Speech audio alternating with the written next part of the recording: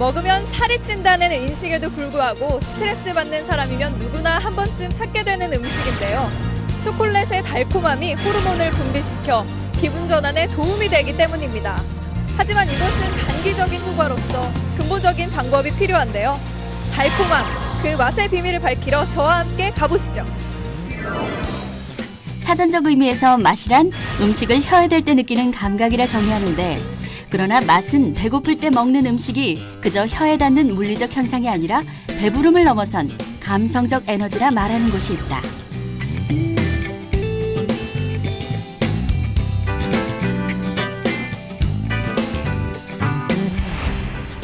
이는 이제 맛에 대해서 연구하는 것이고 또 맛에 대해서 교육하는 것인데요. 우리가 맛에 대해서 많이 아는 것 같으면서도 잘 몰라요. 모른다고 하면은 좀 이상하기도 한데, 맛있게 먹는 게 과연 무엇인가? 맛있는 집은 잘 가는데 맛있게 먹는 거에 대해서는 관심이 좀 없습니다. 그래서 어떻게 하면 맛있게 먹을까? 그것을 알려드리는 것입니다.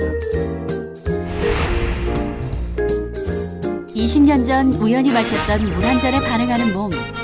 자기 자신을 사랑하고 집중할 때 맛의 신비를 더 깊이 느낄 수 있다는 깨달음으로 맛 연구가 시작되었다.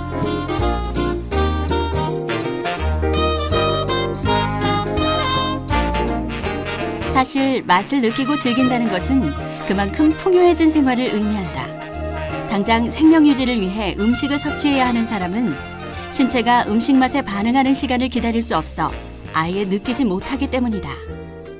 시대의 자연스러운 흐름은 이제 맛을 여유롭게 누릴 수 있게 해주었다.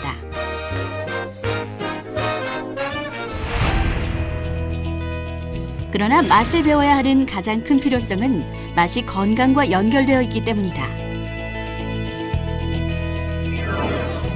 중국의 가장 오래된 의서 황제내경은 신맛은 간으로 달려가고 라고 쓰면서 맛과 장기의 연관성을 이야기했다. 맛을 즐길 때 장기들이 반응하며 건강에 영향을 미치는 것이다. 맛으로 찾은 건강은 우리가 평생에 찾아야 할 권리다. 예. 어떻게 하면 맛있게 먹을 건가에 대해서 많은 홍보를 해봤는데 이 좀 전달력이 좀 약해가지고 연극을 준비하게 됐습니다. 그래서 그 연극을 보면 실제 맛있게 먹는 것을 관객과 배우가 같이 이렇게 하게 됩니다. 그래서 연극을 보고 나면 아마추어 미식가가 되어져서 나옵니다. 그래서 한번 연극을 보면 평생 동안 미식가로 남는 그런 연극이 됩니다.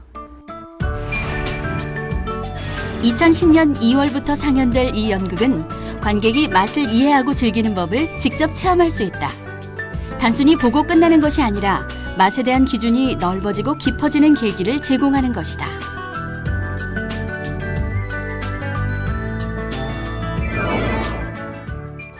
맛을 연구하는데 과연 이걸 사람들이 어떻게 이해를 할 수 있을까?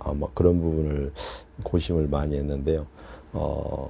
사람들이 전부 다 목표가 이게 너무 높게 있고 멀리 있기 때문에 그 작은 음식에서 오는 그 행복이 얼마나 크고 지대한가를 그걸 알려주는데 어떤 언어를 써야 하고 누구한테 얘기를 해야 하고 그런 마케팅 쪽인 홍보 쪽인 그런 어려움이 많이 있습니다.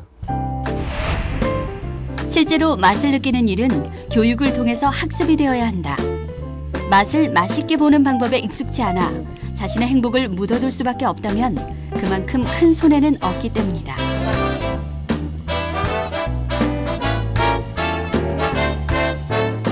선진국일수록 행복지수가 낮다는 통계에 씁쓸해하면서도 인정할 수밖에 없는 현 시대.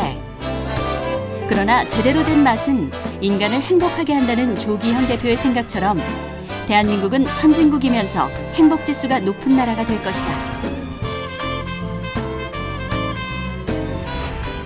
어떻게 하면은 그 맛을 많이 알릴 것인가? 목표는요. 1차 목표는 청소년들한테 맛을 알리고 싶습니다. 청소년들이 미식가가 되면 이렇게 맛있게 먹는 걸 알면 아마 향후 10년 후에는 우리나라가 아마 관광 대국이 되지 않을까 그런 그 자부심을 가지고 있고요. 연로하신 분들이 맛있게 드시면 이 맛에 주는 행복으로 또 새로운 자기의 인생의 그림이 지어질 걸로 생각이 됩니다. 또 한 가지 조금 더 욕심을 가진 목표가 있는데요. 세계적으로 맛의 종주국으로 우리나라를 만들고 싶은 욕망이 있습니다. 음식을 맛있게 잘 먹는 것만으로도 행복한 사회를 만들 수 있다니 행복은 정말 가까운 곳에 있는 것 같습니다. 의식은요, 행동과 마음을 주관한다고 하는데 이 맛의 신비를 통해 더 따뜻한 대한민국이 되길 기대해 봅니다.